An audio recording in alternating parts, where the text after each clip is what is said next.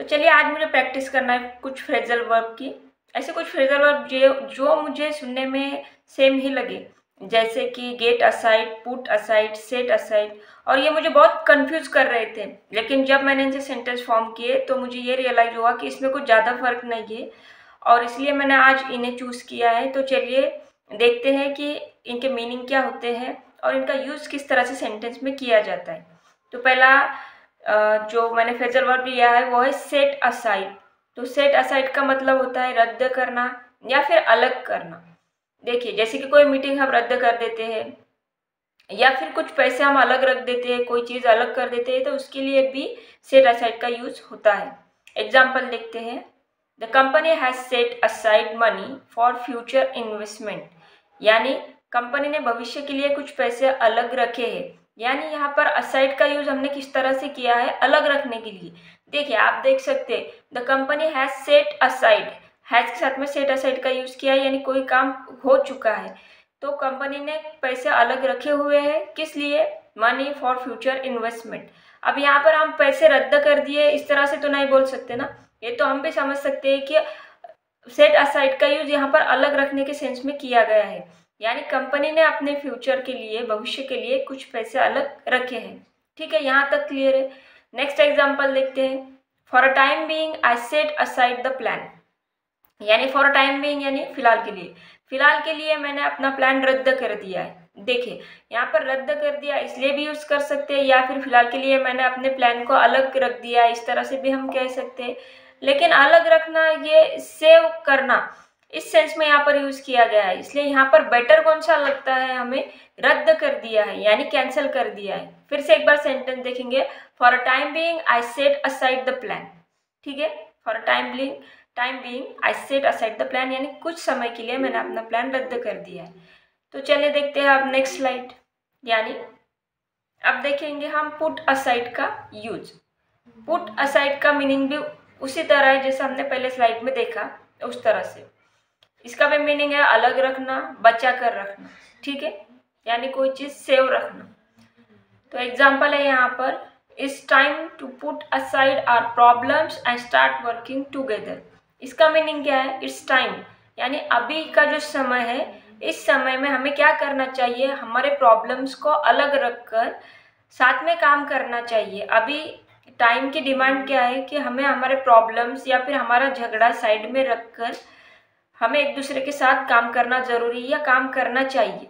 तो यहाँ पर इस सेंटेंस में हम देख सकते हैं कि यहाँ पर जो पुट असाइड है इसका यूज किस सेंस में किया गया है, यानी अलग रखने के सेंस में किया गया है। कि हम कह रहे हैं कि हमारे प्रॉब्लम्स का अलग रख दो, ठीक है, साइड में रख दो। अगर कॉमनली रोज के जो हम बातचीत करते हैं उसमें हम अलग रख दो इस तरह से नहीं कहते, हम कहते हैं कि अरे अभी साइड में रख दो इस बात को। तो उस तरह का सेंस यहाँ पर बनता है कि it's time to put aside, यानी यह जो टाइम है ये हमारे प्रॉब्लम को साइड में रखकर साथ में काम करने का है। आई होप आपको क्लियर हो रहा होगा। नेक्स्ट एग्जाम्पल देखते हैं। The court put aside all the evidence till the next hearing. अब देखिए यहाँ पर इसका मीनिंग क्या होता है। द कोर्ट पुट असाइड, यानी कोर्ट ने क्या किया? असाइड किया, अलग रख दिया।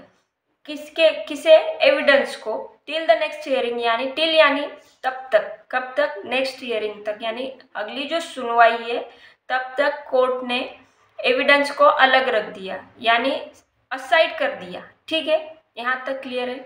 चलिए आप समझते हैं हमारा नेक्स्ट फ्रेजल वर्ब क्या है, और वो है गेट असाइड।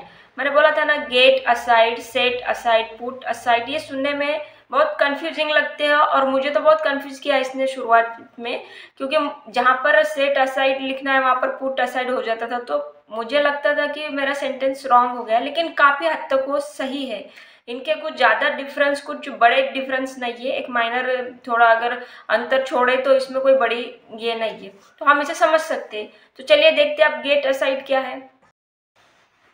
चलिए देखते हैं अब अगली स्लाइड और अगला फ्रेजल वर्ब। अगला फ्रेजल वर्ब है गेट असाइड। तो गेट असाइड का मीनिंग भी उसी तरह से है कि अलग रखना या फिर रद्द कर देना। देखिए, तीनों भी फ्रेजल वर्ब हमें लगते हैं कि बहुत कंफ्यूजिंग है, और बहुत बड़ा डिफरेंस है, लेकिन ऐसा नहीं है, बहुत बड़ा डिफरेंस नहीं है, इसलिए हम सेंटेंस भी आसानी से फॉर्म कर सकते हैं और इसे यूज भी कर सकते हैं अपने सेंटेंस में। चलिए देखते हैं इसका मीनिंग। गेट असाइड यानी अलग रखना, रद्द करना। ठीक है, एग्जाम्पल से समझते हैं। She said get aside some money for her future. उसने अपने भविष्य के लिए कुछ पैसे अलग रखने की बात कही। देखिए, सेड यानी क्या, कोई बात बोलना, पास्ट में कोई बात। तो उसने पास्ट में क्या कहा कि अपने फ्यूचर के लिए कुछ पैसे अलग रख दो। अब यहाँ पर एक बात हमारे अच्छे से समझ में आ जाती है कि कुछ पैसे कैंसिल कर दो, रद्द कर दो, ये तो बात यहाँ पर नहीं कही जा रही ना। सेंटेंस से हमारे ख्याल में आता है कि कोई चीज़ अलग रखने के बारे में बात हो रही है। बहुत जाहिर सी बात है, बहुत सिंपल सी बात है। तो उसने कहा हमारे फ्यूचर के लिए कुछ पैसे अलग रख दो। ठीक है, यहाँ तक एकदम क्लियर है। तो इस तरह से मैंने आपको गेट असाइड, पुट असाइड और सेट असाइड तीनों का भी डिफरेंस अच्छे से समझाने की कोशिश की। अब यहाँ पर जो दूसरा मीनिंग इसका है रद्द करना, ये आपके लिए होमवर्क है। आप इस पर एक सेंटेंस फॉर्म करके देखिए गेट असाइड डालकर। आई होप कि आपको आज की वीडियो अच्छी लगी होगी, हेल्पफुल लगी होगी। अगर लगी होगी तो प्लीज़ सपोर्ट करते रहिए और मुझे दीजिए इजाज़त। Thanks for watching.